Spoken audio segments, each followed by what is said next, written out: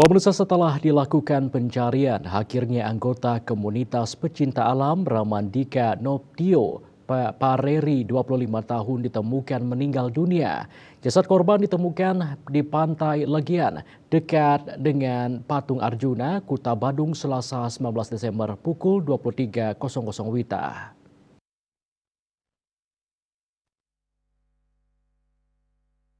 Kasih Polresta Denpasar AKP Ketut Sukadi Rabu 20 Desember menjelaskan jasad korban ditemukan mengapung sekitar 1 meter dari bibir pantai. Pukul 22.40 WITA, Joni Wahyono 40 tahun melaksanakan pencarian korban di sekitar Pantai Legian ke utara. Saat itulah Joni melihat ada jasad di bibir Pantai Legian dekat patung Arjuna.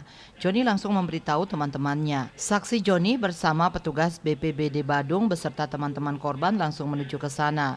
Sesampai di TKP, teman-temannya memastikan bahwa jasad itu adalah korban, termasuk keluarga korban. Setelah itu jasad korban dievakuasi dan dibawa ke RSUP Profesor Ngurah Denpasar menggunakan ambulans BPBD Badung. Kertanegara Bali Pos melaporkan.